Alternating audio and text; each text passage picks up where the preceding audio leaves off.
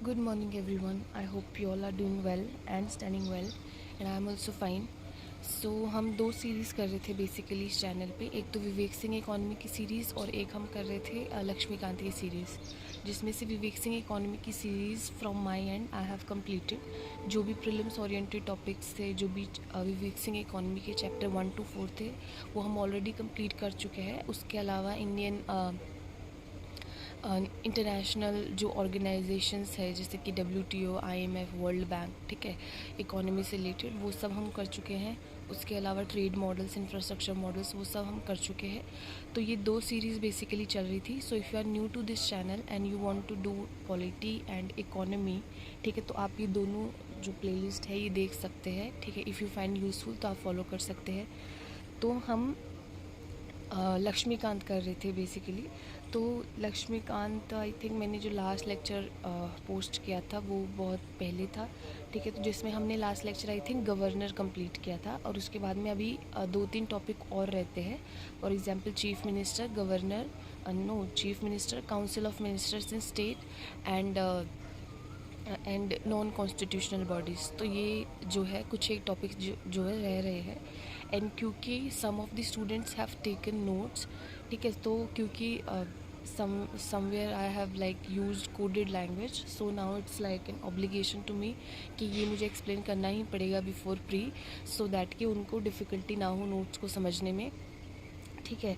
सो हम ये जो बचे हुए टॉपिक्स है ये कंप्लीट करेंगे। उसके अलावा one more topic, that is defection, anti defection law, that is also we going to cover because it's been in news this year. So yes, and moreover if you want notes, so मैं अपना जो link है WhatsApp link वो description box में डाल देती हूँ। There you can contact me for the notes of lectures that I teach on YouTube, ठीक है, वेदर इट इज़ पॉलिटी और economy. So let's start chief minister, ठीक है। So whenever you are doing like any topic from any subject, ठीक है, आप उसको points में रिवाइज करने की कोशिश करो, ठीक है। फॉर एग्जांपल जैसे हम चीफ मिनिस्टर करते हैं, बिकॉज जैसे चीफ मिनिस्टर कर रहे हैं तो उनका अपॉइंटमेंट कैसे हो रहा है, ठीक है, कौन कर रहा है, टर्म क्या है, इस तरीके से। और रिवाइज मतलब बुक खोल के रिवाइज मत करो, पहले ये सब अपने दिमाग में ये सब, या इंडेक्स खोल के, ठीक है, ये इंडेक्स खोल के आप वहाँ पे रिवाइज करने की कोशिश करो। अगर आपने पहले कर रखा है तो वहाँ पे देखो कि कौन कौन से प्रोविजंस आपको आते हैं और कौन कौन से नहीं आते। जो नहीं आते, जो आपके वीकर पॉइंट्स हैं, जो आपको रियलाइज़ हो रहा है कि आप बार बार भूल जा रहे हो, ठीक है, उन पर ज़्यादा अच्छे से फोकस करो और वो चीज़ अच्छे से रिवाइज़ करो। और कभी भी कंटिन्यूटी में, अब क्योंकि सिलेबस हमारा ख़त्म हो चुका है, तो जो भी स्टूडेंट्स देख रहे हैं उनको मैं यही कहूँगी कि कंटिन्यूटी में मत पढ़ना कभी भी कि एक के बाद एक लेक्चर आप पढ़ोगे, ठीक है। हमेशा बीच बीच में से पढ़ना, क्योंकि एग्ज़ाम में भी आपको ऐसे होगा कि एक क्वेश्चन किसी टॉपिक का आया, फिर एक क्वेश्चन किसी और टॉपिक का आया या अलग सब्जेक्ट का आया, ठीक है। तो हमें चीज़ें कंटिन्यूटी में याद हो जाती है। ऐसा जो जिनको मैं फॉलो करती हूँ, doctor Shivan Chaudhary, he says like that, ठीक है। तो मैं आपको भी यही कहना चाहती हूँ कि कभी भी कंटिन्यूटी में मत पढ़ना, ठीक है। अगर आपने पंचायती राज पढ़ लिया तो उसके बाद में फंडामेंटल राइट्स उठा लो, फंडामेंटल राइट्स आपने कर लिया तो फिर पार्लियामेंट उठा लो, ठीक है, पार्लियामेंट आपने कर लिया तो कॉन्स्टिट्यूशनल बॉडीज़ उठा लो। इस तरीके से आप करना। और अब इट्स हाई टाइम कि आप चीज़ों को फटाफट रिवाइज़ करना शुरू कर दो, ठीक है। तो चीफ मिनिस्टर है पहली बात। सो चीफ मिनिस्टर बेसिकली जिस तरीके से प्राइम मिनिस्टर होते हैं सेंट्रल लेवल पे, उसी तरीके से चीफ मिनिस्टर होते हैं स्टेट के लेवल पे, हेड ऑफ़ द गवर्नमेंट होते हैं, ठीक है। और गवर्नर जो होते हैं वो हेड ऑफ़ द स्टेट होते हैं। चीफ मिनिस्टर क्या होता है, रियल एग्जीक्यूटिव अथॉरिटी होते हैं, या डी फैक्टो एग्जीक्यूटिव जिनको हम बोलते हैं, डी फैक्टो एग्जीक्यूटिव होते हैं, हेड ऑफ़ द गवर्नमेंट होते हैं। इनकी पोजीशन सेम है, is analogous to prime minister at the centre level. Appointment and selection की अगर हम बात करें तो कोई भी स्पेसिफिक प्रोसीजर कॉन्स्टिट्यूशन में मेंशन नहीं है कि इस तरीके से होगा, ठीक है। फिर किस तरीके से होता है, आर्टिकल 164 में, और कुछ एक आर्टिकल्स आपको हमेशा लर्न रखने हैं। जैसे अगर हम स्टेट की बात करें तो आपको जैसे कि आर्टिकल 163 किससे रिलेटेड है, काउंसिल ऑफ मिनिस्टर से।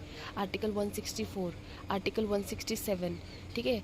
और एक और आर्टिकल है 189, power and privileges of member of legislative assembly, ठीक है। ये कुछ एक आर्टिकल्स है जो आपको हमेशा लर्न रखने हैं, कुछ एक इंपॉर्टेंट आर्टिकल्स, ठीक है। तो अपॉइंटमेंट एंड सिलेक्शन की बात करें तो कोई प्रोसीजर मेंशन नहीं है, ठीक है। आर्टिकल 164 में क्या लिखा हुआ है कि chief minister shall be appointed by the governor and other ministers shall be appointed by the governor on the advice of the chief minister and the minister shall hold office during pleasure of governor. ठीक है, article 164 में ये लिखा है कि जो governor हैं वो चीफ मिनिस्टर को अपॉइंट करेंगे एंड उसके बाद में चीफ मिनिस्टर अवॉइड अब उनको एडवाइस करेंगे कि आपको किसको कौन सा मिनिस्टर बनाना है, मतलब पोर्टफोलियो डिस्ट्रीब्यूशन। ठीक है, चीफ मिनिस्टर करेंगे सेम जो कि सेंट्रल लेवल पे प्राइम मिनिस्टर कर रहे हैं। आर्टिकल 164(1)(a मतलब ये अमेंडमेंट से इंट्रोड्यूस हुआ है। और कौन सी अमेंडमेंट से इंट्रोड्यूस हुआ है? ये 91st अमेंडमेंट एक्ट 2003 से इंट्रोड्यूस हुआ है। ये मुझे कैसे याद है? क्योंकि एंटी डिफेक्शन लॉ में मैंने ये पढ़ा था, तो वहाँ से याद है। जब आप एंटी डिफेक्शन लॉ पढ़ोगे तो आपको भी ये चीज़ याद हो जाएगी।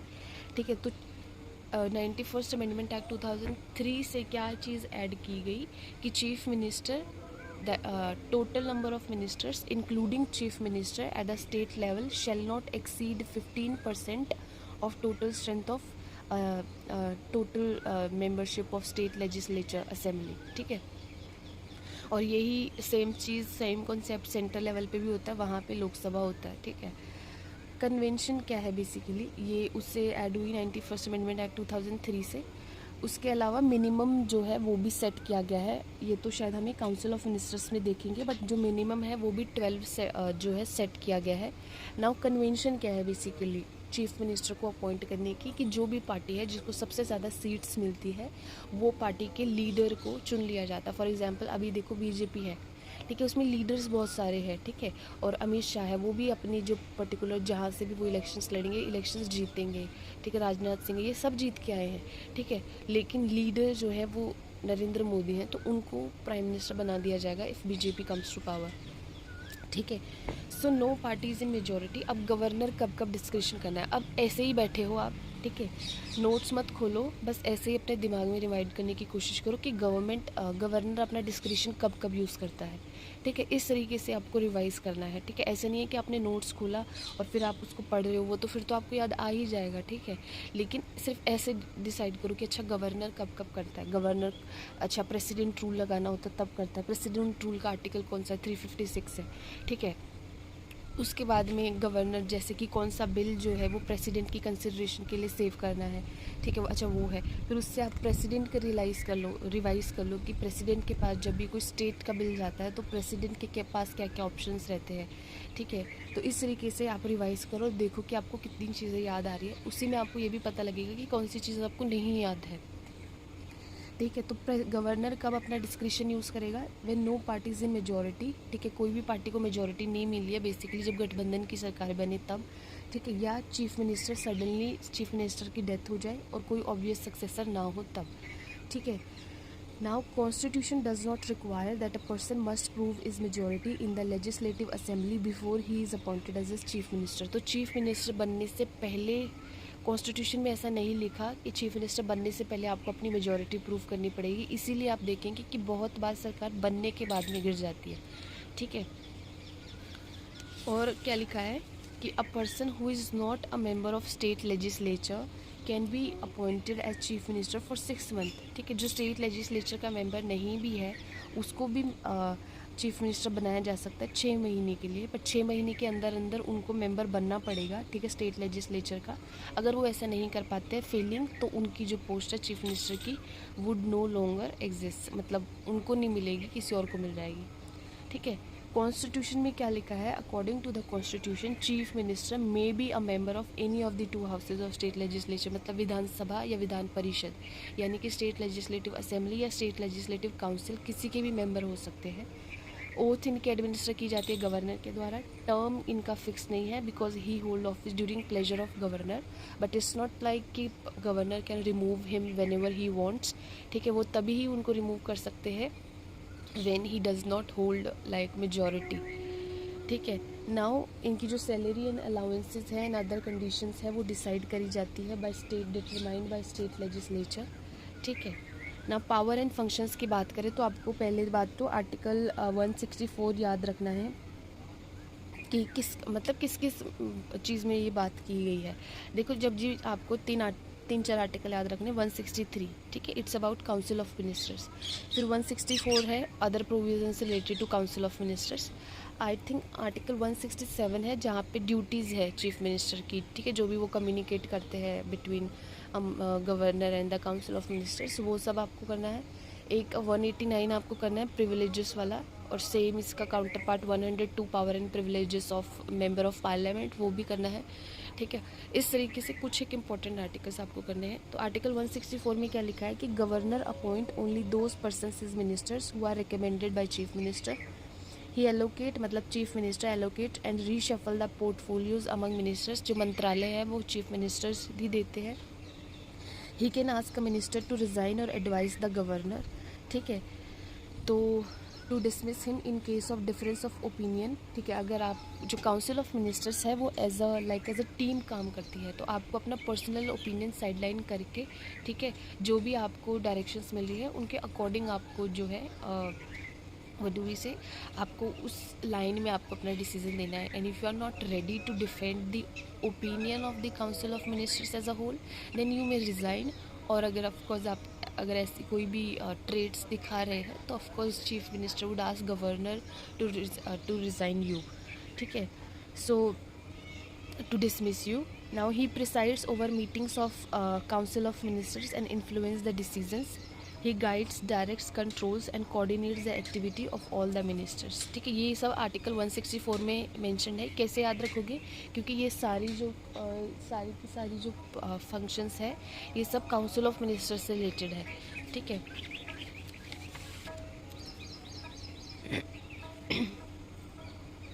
अब हम करेंगे इन रिलेशन टू गवर्नर क्या क्या पावर्स एंड फंक्शंस है चीफ मिनिस्टर की।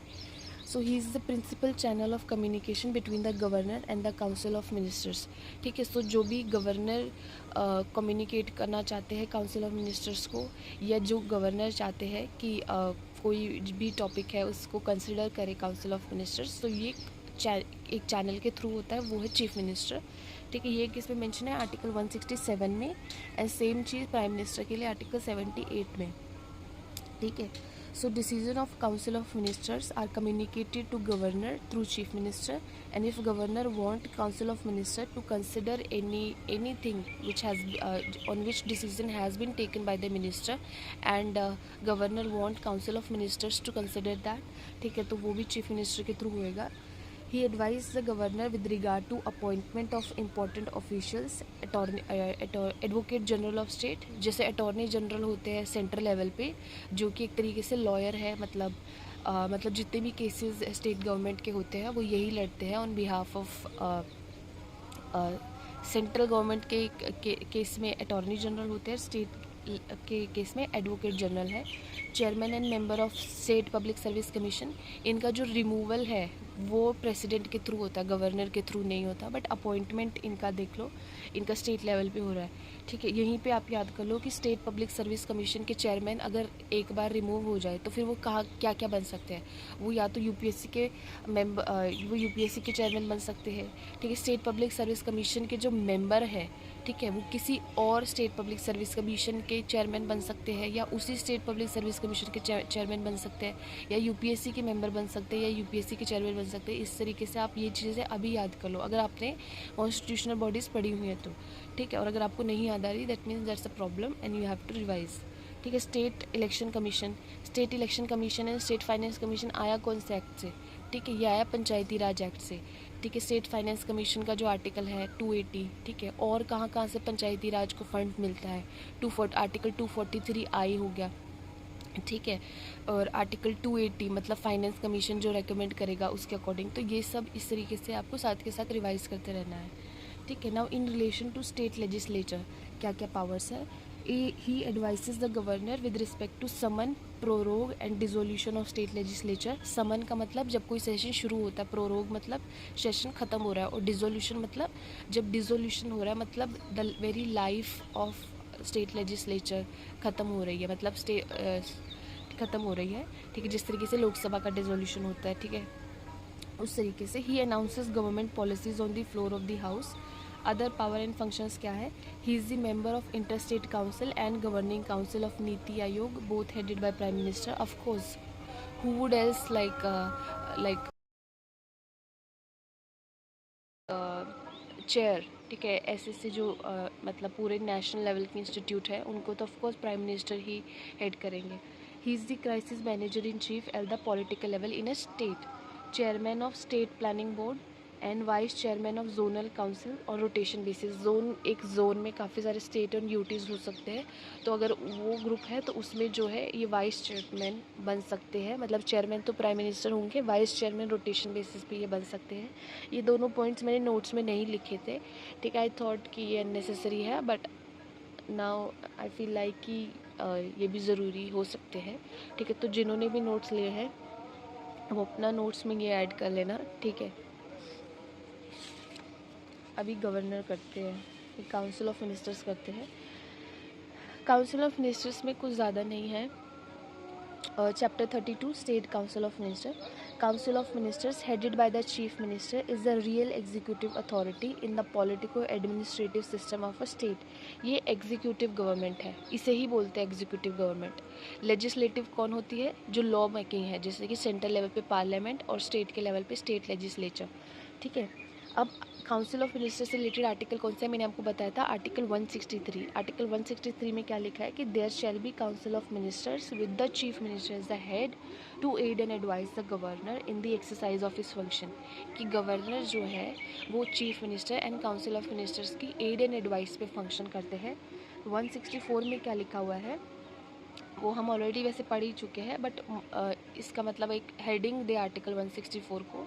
तो it's about like council of minister related to it deal with appointment in your responsibility, qualification, oath, ठीक है, salary and allowances of the minister. Advice tendered by the minister to the governor shall not be inquired into in any court, ठीक है। कि कैसी advice दे रहे हैं ministers governor को, ये किसी भी कोर्ट में जो है ना इसको इंक्वायर नहीं किया जा सकता। ये आर्टिकल 163 में है। ऐसी चीज़ों के आर्टिकल प्लीज़ याद रखना। आर्टिकल 164 में ही मेंशन है ये वाली चीज़ भी, जो 91st अमेंडमेंट एक्ट 2003 से आई है, कि जो total number of ministers including chief minister shall not exceed 15% of total strength of state legislature, state legislative assembly, ठीक है।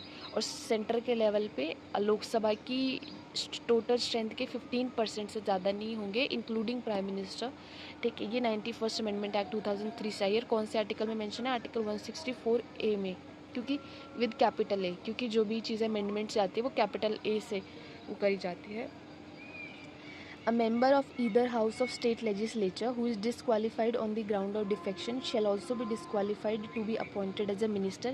ये भी 91st अमेंडमेंट एक्ट ऑफ 2003 से आई है कि कोई भी मेंबर है, ठीक है, अगर वो डिस्क्वालीफाई हो जाए तो उसकी मेंबरशिप्स मतलब मेंबरशिप हाउस की चली गई, चाहे वो लेजिस्लेटिव असेंबली है चाहे लेजिस्लेटिव काउंसिल है, तो उनकी जो मिनिस्ट्री है, जो मिनिस्ट्री अगर उन्हें मिली हुई है तो वो भी चली जाएगी, ठीक है। ये भी अगर डिफेक्शन जब हम पढ़ेंगे ना एंटी डिफेक्शन लॉ तो आपको सब समझ में आ जाएगा। ये जो प्रोविज़न है ये भी 91st अमेंडमेंट एक्ट से आया। ये प्लेजर ऑफ गवर्नर के दौरान ऑफिस होल्ड करते हैं, ऑफकोर्स, क्योंकि चीफ मिनिस्टर चाहें तो कभी भी एडवाइस कर सकते हैं गवर्नर को to dismiss council of minister. Article 164 में क्या लिखा हुआ है? Council of minister shall be collectively responsible to the state legislative assembly of the state, ठीक है। इंडिविजुअल रिस्पॉन्सिबिलिटी भी बनती है इनकी, आर्टिकल 164। एंड इंडिविजुअल रिस्पॉन्सिबिलिटी का मतलब क्या है कि this means that the minister hold office during pleasure of governor. Governor चाहें तो उनको कभी भी रिमूव कर सकते हैं, ठीक है। अभी करते हैं हम A minister who is not a member of state legislature for any period of 6 consecutive months shall cease to be a minister। मतलब 6 महीने तक अगर लगातार आप किसी भी हाउस के मेंबर नहीं रहे हो तो आपकी जो मिनिस्ट्री है वो भी चली जाएगी, ठीक है। मैंने आपको बताया था कि कोई भी जो इनफैक्ट जो चीफ मिनिस्टर है या कोई मिनिस्टर है वो मिनिस्टर बन सकते हैं without being a member of any house of the state legislature, but 6 महीने के अंदर अंदर उनको बनना पड़ेगा। अगर वो 6 महीने के अंदर अंदर कोई भी हाउस के मेंबर नहीं बनते हैं, ठीक है, तो उनकी मिनिस्ट्री चली जाएगी। आर्टिकल 177 मैंने आपको कहा था कि याद रखना, इसमें क्या है? प्रिविलेजेस है, पावर्स एंड प्रिविलेजेस, ठीक है। सो हर minister, every minister shall have the right to speak and take part in the proceedings of the assembly and any committee of the state legislature. Same वही central level का provision है कि कोई भी minister जो है वो किसी भी हाउस की प्रोसीडिंग्स में पार्टिसिपेट कर सकता है, किसी भी कमिटी में जिसका मेंबर वो चुने गए हैं उसकी कमिटी में पार्टिसिपेट कर सकते हैं, ठीक है, वो है। बट उनको वोट करने का अधिकार उसी हाउस में होगा जिसके वो मेंबर है, ठीक है। There should be a tribal welfare minister in Chhattisgarh, Jharkhand, Madhya Pradesh and Orissa. पहले बिहार भी था जो कि 94th अमेंडमेंट एक्ट से एक्सक्लूड कर दिया गया। नो लीगल रिस्पॉन्सिबिलिटी, ठीक है। मैंने आपको ब्रिटेन का एग्जांपल दिया था, वहाँ ये था कि अगर कोई भी जो है किंग के द्वारा कोई भी रूल या कह लो कोई भी रूल या रेजोल्यूशन लाया जाता है तो वो काउंटर साइन होती है मिनिस्टर के द्वारा कि अगर उसके कुछ भी नेगेटिव इम्पैक्ट होते हैं तो वो मिनिस्टर रिस्पॉन्सिबल होता है, because there is a concept कि king can do no wrong, ठीक है। किंग कुछ गलत नहीं कर सकते, तो ऑफकोर्स फिर कोई तो लीगल रिस्पॉन्सिबिलिटी लेगा। तो इंडिया में ऐसा कोई भी कॉन्सेप्ट नहीं है।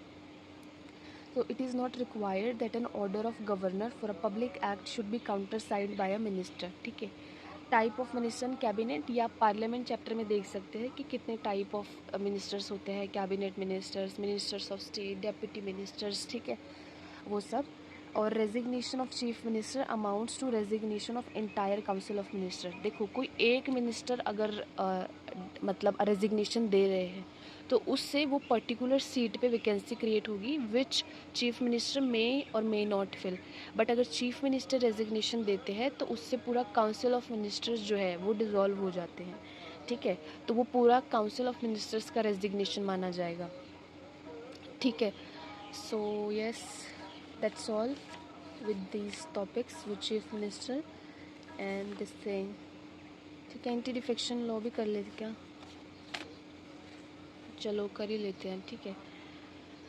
So anti defection law, defection का मतलब क्या होता है? बेसिकली दल बदलना। तो 1980s और 90s के टाइम पे क्या हो रहा था कि बहुत सारे जो पॉलिटिशियंस थे वो अपना दल बदल रहे थे, तो उस वजह से जो है उस टाइम पे वैसे ही गठबंधन की सरकार बन रही थी, तो काफ़ी मतलब जिसे कहते हैं स्टेबिलिटी नहीं थी गवर्नमेंट में।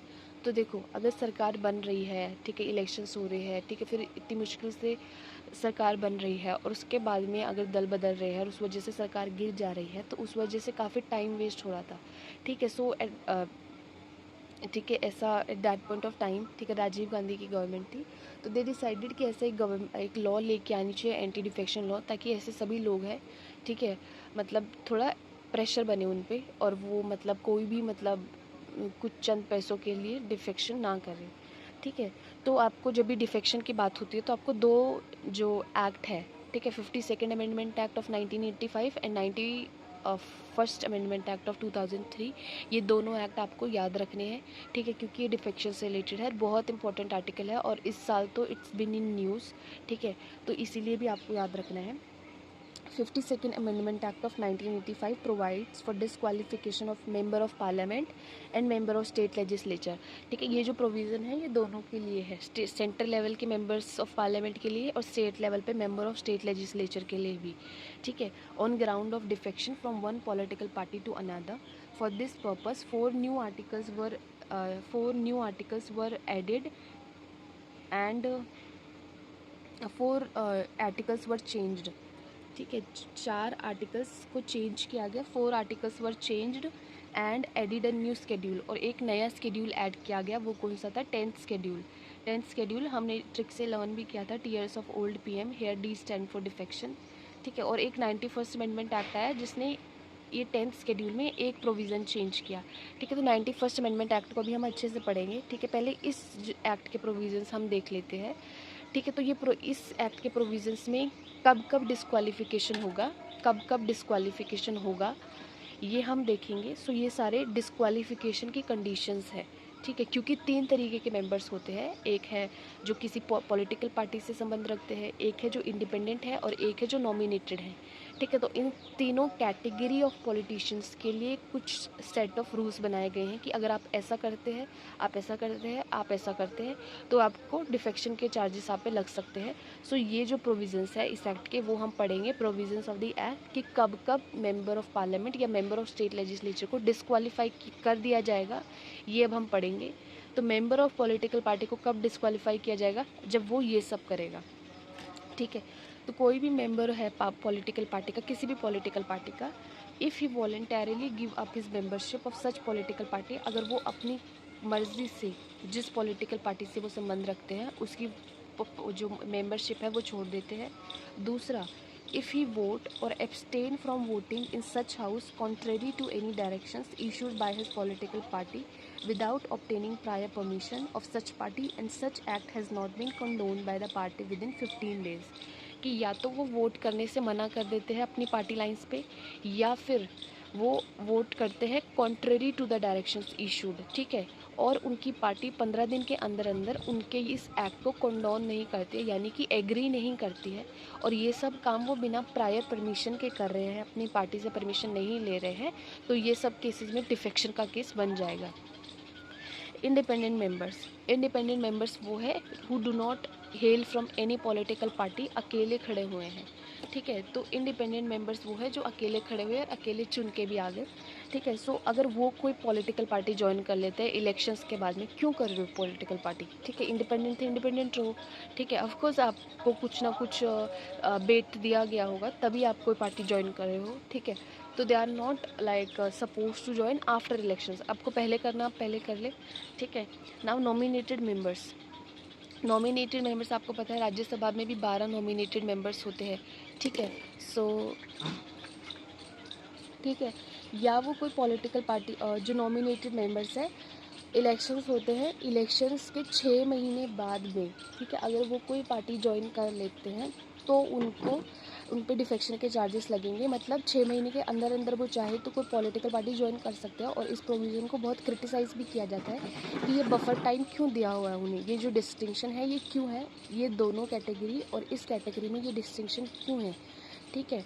कि 6 महीने कब से, जब से from the date on which he takes his seat in the house, कि जब उनको वो सीट मिल गई है उसके 6 महीने के बाद में अगर वो कोई पार्टी ज्वाइन कर लेते हैं, मतलब 6 महीने के अंदर अंदर वो पार्टी ज्वाइन कर सकते हैं, ठीक है।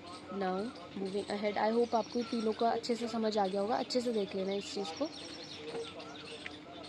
अब इसकी कुछ एक्सेप्शंस है, पहले 3 एक्सेप्शंस थी, स्प्लिट की भी एक्सेप्शन थी, ठीक है। अब वो 91st अमेंडमेंट एक्ट से जो है डिलीट कर दी गई है, तो अभी सिर्फ 2 एक्सेप्शंस है, एक तो मर्जर की और एक प्रिसाइडिंग ऑफिसर की। मर्जर की क्या है कि अगर एक पार्टी दूसरी पार्टी में मर्ज हो जाती है, ठीक है, और इस वजह से जो है ट्रांसफ़र हो रहा है पॉलिटिशियंस का, तो वो डिफेक्शन नहीं कहलाएगा, ठीक है। मर्जर कब होता है, जब किसी भी पार्टी के 2/3 मेंबर्स एग्री कर रहे हैं, एटलीस्ट 2/3 मतलब 66.66%, ठीक है। merger of the party with another party, a merger take place when 2/3 of the members of the party have agreed to such merger। Presiding officer, देखो प्रिसाइडिंग ऑफिसर मतलब speaker, chairman, मतलब central level पे और same state legislatures पे भी also, ठीक है, speaker, deputy chairman, ठीक है, ये सब, ठीक है। इनका जो रोल है काफ़ी इम्पार्शियल रोल होना चाहिए, ठीक है, आइडियली, ठीक है। तो वो इम्पार्शियल रोल प्ले करने के लिए अगर इनको स्पीकर बनने के बाद में अगर ये वो पार्टी की मेंबरशिप छोड़ देते हैं और जब इनके स्पीकर की पोजीशन चली गई तब ये वापस से जिस पार्टी से ये संबंध रखते थे उसकी मेंबरशिप ज्वाइन कर लेते हैं, तो ये डिफेक्शन नहीं माना जाएगा, ठीक है। So if a member after being elected as a presiding officer of the house voluntarily gives up the membership of his party or rejoins it after he ceases to hold that office, this exemption has been provided in view of the dignity and impartiality of his office, ठीक है। Now deciding authority कौन है, presiding officer. जिस भी house में ये काम हुआ है उस हाउस का प्रिसाइडिंग ऑफिसर डिसाइड करेगा, ठीक है। राज्यसभा के केस में चेयरमैन या डेप्यूटी चेयरमैन, लोकसभा के केस में स्पीकर या लोकसभा और डेप्यूटी स्पीकर, डिपेंडिंग अपॉन कि उस टाइम पे कौन प्रिसाइड कर रहा है, ठीक है। ओरिजिनली इसका जो जुडिशियल रिव्यू था वो नहीं हो सकता था, मतलब जो प्रिसाइडिंग ऑफिसर था उनका जो डिसीजन था वो फाइनल था, मतलब ओरिजिनली कोई भी मतलब जुडिशियल रिव्यू नहीं हो सकता था, बट अब जो है वो जुडिशियल रिव्यू हो सकता है। ये कौन से केस में आया, ये वर्डिक्ट आया कि हो तो होलोहन केस में, ठीक है। इसमें क्या कहा गया इन की हो तो होलोहन केस 1993 में क्या किया गया है कि supreme court declared this provision as unconstitutional, ठीक है। नाउ क्या है, अब क्या मतलब स्टेटस है कि decision of presiding officer is subject to judicial review on the ground of malafide and perversity, ठीक है। नाउ रूल मेकिंग पावर, इससे रिलेटेड रूल्स बनाने की पावर किसके पास है, तो रूल बनाने की पावर भी प्रिसाइडिंग ऑफिसर के पास है। Presiding officer of a house is empowered to make rules to give effect to provisions of the 10th schedule, and after making rules he has to present these rules before the parliament for 30 days, and इनको parliament approve, disapprove and modify कर सकता है। Moving ahead to yes, क्या presiding officer ये cases को suo motu ले सकता है, मतलब खुद से? डिफेक्शन के केसेस को नहीं। डिफेक्शन के केसेस वो तभी ले सकता है जब कंप्लेंट उनको आती है। एंड ऑफ कोर्स अगर आपके पार्टी का कोई भी मेंबर डिफेक्शन कर रहा है, ठीक है, तो आप उसकी कंप्लेंट करोगे ही करोगे।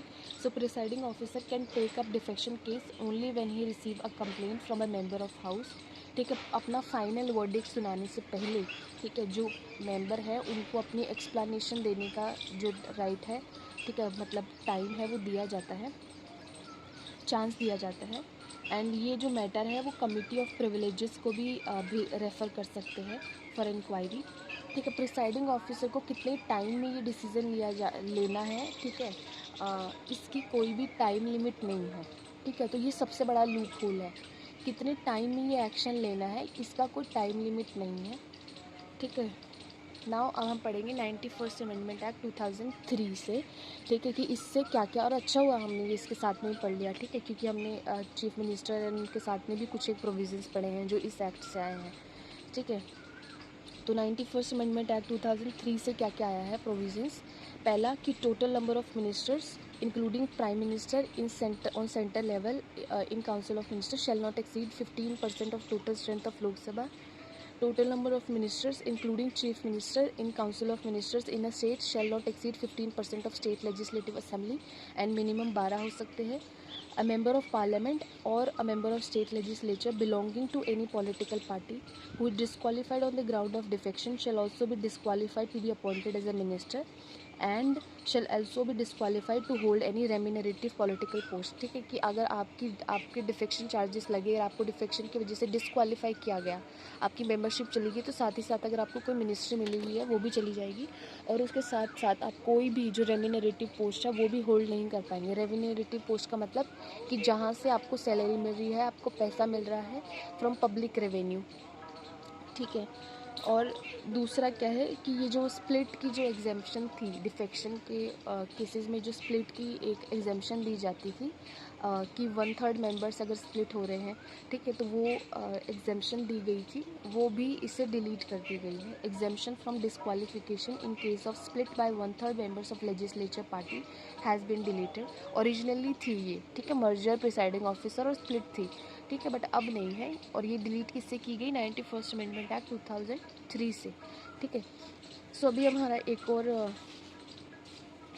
नॉन कॉन्स्टिट्यूशनल बॉडीज़ जिसमें हमें I think NITI Aayog, national human rights commission और स्टेट ह्यूमन राइट्स कमीशन, ठीक है, national investigating agency CBI and ठीक है, ये कुछ एक करना है हमको, ठीक है, तो उसको हम एक लेक्चर में और करेंगे, ठीक है। इस लेक्चर में इतना ही। आई होप आपको ये लेक्चर पसंद आया होगा, ठीक है।